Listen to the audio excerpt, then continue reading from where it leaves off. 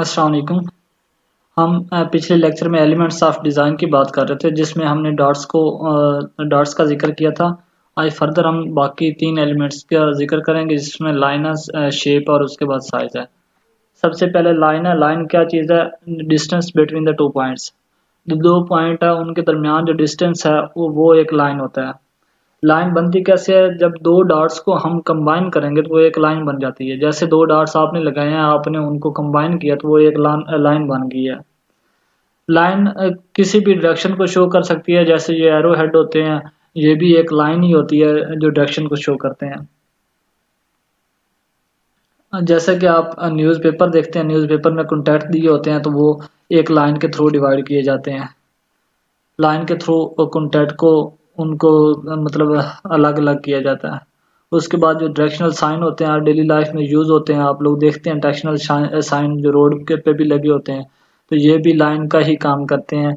इस लाइन सिर्फ स्ट्रेट नहीं होती है, ये एक थोड़ी सा डाउटफुल होता है बंदे को कि लाइन जो है वो एक स्ट्रेट ही होती है। लाइन स्ट्रेट नहीं होती है, लाइन कर्व भी हो सकती है, लाइन इरेगुलर भी हो सकती है, लाइन वेव भी हो सकती है, लाइन जिगजैग भी हो सकती है, लाइन टू डायमेंशनल भी हो सकती है और थ्री डायमेंशनल भी हो सकती है। At the end unseen line भी हो सकती है। ये सारी चीज़ें देखें, आपको कर्व लाइन का भी पता है, रेगुलर जो अनसीन लाइन आप ये सोच रहे हो कि अनसीन लाइन कैसे हो सकती है।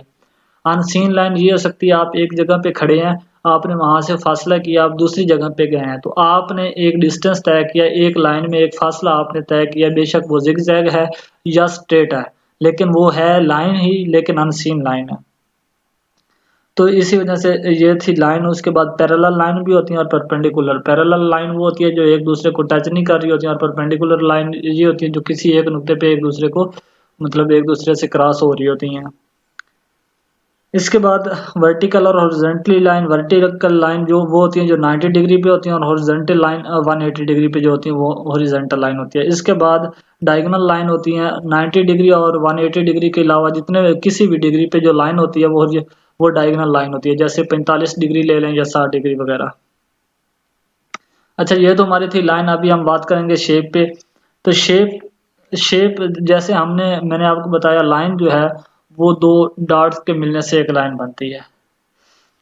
डॉट डॉट के बाद लाइन बनती है और लाइन को मिलकर शेप बनाती हैं। जब दो या दो से ज्यादा लाइन मिलती हैं तो वो एक शेप बन जाती है।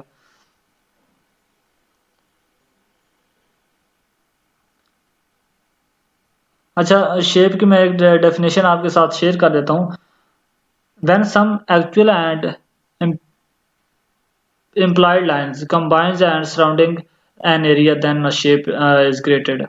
मतलब जो ये हैं लाइंस हैं, ये जब कंबाइन होती हैं या कोई सराउंडिंग एरिया को घेर लेते हैं तो वो उनसे मिलकर एक शेप बन जाती है। और शेप भी इसी तरह टू डायमेंशनल भी हो सकती है और थ्री डायमेंशनल। टू डायमेंशनल वो होती है जो हम पेपर पे शेप ड्रा कर रहे थे, जैसे हमने सर्कल ड्रा कर दिया पेपर पे, या फिर हमने रेक्टेंगल ड्रा कर दिया है या स्क्वायर ड्रा कर दिया, वो टू डायमेंशनल है। थ्री डायमेंशनल कौन सी होती है? जिसको हम चारों तरफ से देख सकते हैं। थ्री डायमेंशनल हमेशा वही चीज होती है जिसको हम चारों तरफ से जज कर सकते हैं, चारों तरफ से वो एक जैसी नजर आती है। जैसे डेली लाइफ की अगर बात करें तो दरख्त है, इंसान है, जानवर वगैरह, ये डेली लाइफ में यूज होते हैं। उसके बाद शेप डिफरेंट तरह से क्रिएट की जा सकती है।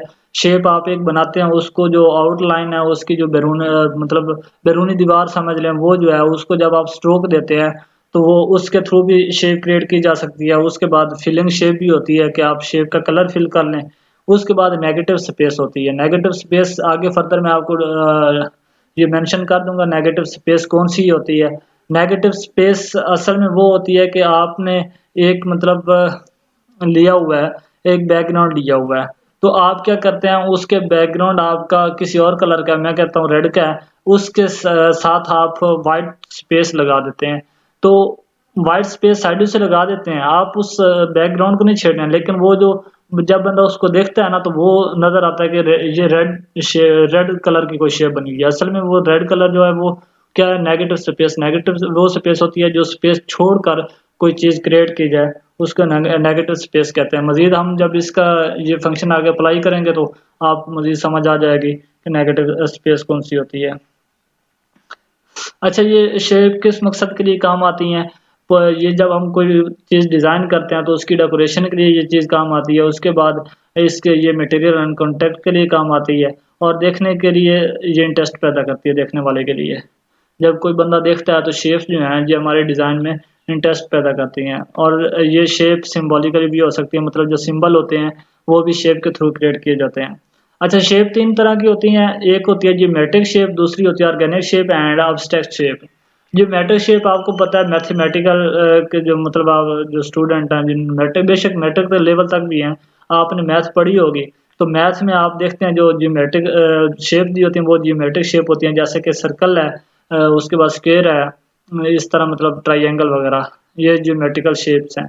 ऑर्गेनिक शेप्स वो होती हैं जब ज्योमेट्रिकल शेप्स कंबाइन होती हैं आपस में तो एक शेप बनाती हैं, वो ऑर्गेनिक शेप होती है। और अब्स्ट्रैक्ट शेप भी वही होती है, जैसे कि आप अक्सर ये जाते हैं टॉयलेट्स में, किसी भी जगह पे आप रुके हैं बाजार में, या आप मतलब एक पंप पे रुके हैं, वहाँ पे आप जाते हैं, आपने टॉयलेट अटेंड करना है या जाना है, तो जब आप वॉशरूम में जाते हैं तो वहाँ पे मेंशन होता है लेडीज के लिए अलग और जेंट्स के लिए अलग, तो साथ में एक पिक्चर बनी होती है, वो आपको मतलब एरो साइन दे रही होती है कि ये लेडीज लेडीज के लिए और ये जेंट्स के लिए।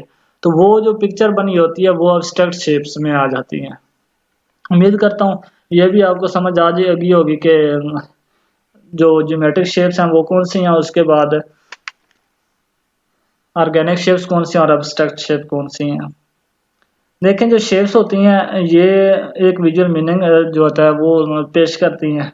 इसके बाद आप खुद सोचें, मैं ज्योमेट्रिक शेप की थोड़ी डिस्कशन कर लेता हूँ। हम सर्कल जो यूज़ करते हैं, सर्कल किस मकसद के लिए यूज़ करते हैं? जैसे कि बॉल है, फुटबॉल है या बास्केटबॉल है, कोई भी बॉल है, वो राउंड राउंड ही क्यों होती है, सर्कल नुमा क्यों होती है? कभी आपने सोचा है? क्योंकि कोई भी चीज़ जो मूवमेंट के लिए यूज़ होती है तो वो हमेशा राउंड शेप में आती है, क्योंकि जो बॉल है या इस तरह की जो भी चीज़ है वो मूवमेंट के लिए शो होती है। तो जो चीज़ हम सर्कल इसलिए मेंशन करते हैं जब हमने मूवमेंट के लिए यूज़ करना हो या उसके बाद हमने मोशन के लिए यूज़ करना हो तो हम सर्कल का यूज़ करते हैं। उसके बाद देन ट्राइंगल है, ट्राइंगल हम किस मकसद के लिए यूज़ करते हैं? आप खुद देखें, जो एरो साइन दिए होते हैं या इस तरह के वो एक ट्राइंगल की मदद से बनते हैं, तो इसका मतलब यही हुआ हम ट्राइंगल को इस डायरेक्शन के लिए यूज़ करते हैं। देन है रेक्टेंगल। आप देखें, आप रोड डेली सुबह उठते हैं, रोड पे जाते हैं, रोड एक बहुत लंबा होता है, ठीक है, आपने डिस्टेंस कवर करना होता है, एक जगह से आप निकलते हैं, चौड़ाई में भी वो है लेकिन उसकी जो लेंथ है वो बहुत ज़्यादा होती है। तो रोड किस मकसद के लिए इस्तेमाल होता है? रोड हम डिस्टेंस कवर करने के लिए इस्तेमाल करते हैं, तो इसी वजह से जो रेक्टेंगल है वो लेंथ या डायरेक्शन के यूज़ के लिए इस्तेमाल होती है। देन मैं बात करता हूँ स्क्वायर की। स्क्वायर हम किस चीज़ के लिए यूज़ करते हैं? जैसे कि आप फॉर एग्जांपल आपके फ्रेंड हैं, उन्होंने एक न्यू घर शिफ्ट किया, उनको गिफ्ट मिले हैं, उन्होंने आपको इनवाइट किया, आप उनके घर में जाते हैं तो आप डिफरेंट कलर के कार्टन देखते हैं, तो आपके माइंड में ये जाएगा, यही बात जाएगी कि ये कार्टन पड़े हैं, इसका मतलब मेरे फ्रेंड को गिफ्ट मिले हैं, तो इन कार्टन के अंदर कोई ना कोई चीज़ है, मतलब कोई ना कोई वेट है। तो जो वेटेज है वो हम स्क्वायर यूज़ करते हैं वेट के लिए। तो ये कुछ बातें थी कि हम ये शेप्स किस मकसद के लिए यूज़ करते हैं, ये आप लोगों ने अपने माइंड में बिठा लेनी है।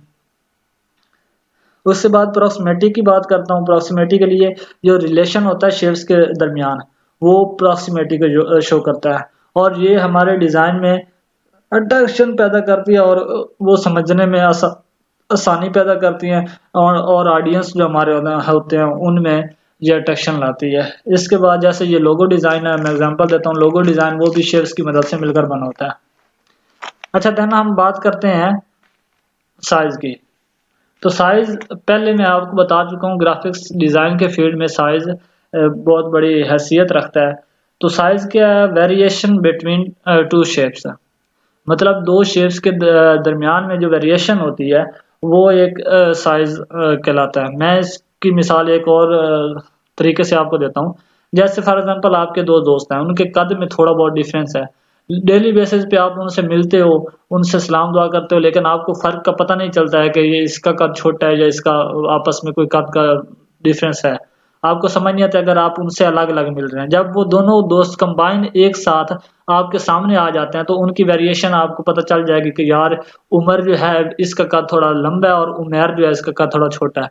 मतलब होता थोड़ा फ़र्क है, लेकिन आप जब उनको अलग-अलग देखते हैं तो आपको फ़र्क का पता नहीं चलता, और जब एक साथ आते हैं तो आप समझ जाते हैं कि इनके दोनों के कद में वेरिएशन है, कुछ फ़र्क है, कोई हाइट में इनका मतलब थोड़ा बहुत अप डाउन है।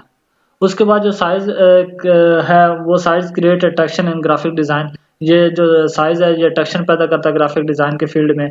Size organise the elements in graphics design. Size elements को ऑर्गेनाइज़ करता है ग्राफिक्स डिज़ाइन के फील्ड में। Size justify the function of element, और ये एलिमेंट के फंक्शन को भी जस्टिफाई करता है। मैं एक एग्जांपल और देता हूँ साइज़ की। जैसे आप अगर कार खरीदने जाते हैं, आपके फैमिली मेंबर हैं 6-7, तो आप कार खरीदने गए हैं, वहाँ पे आपने देखना है कि मतलब मैं कार खरीद रहा हूँ, मेरे फैमिली मेंबर 6-7 हैं, तो कार का साइज़ कितना होना चाहिए कि 6-7 फैमिली मेंबर एक कार में अगर कहीं जाना पड़ता है एक साथ तो वो आ जाएँ, तो आप उस हिसाब से कार लेंगे। उसके बाद मैं एग्जांपल देता हूँ ग्रुप फ़ोटो की।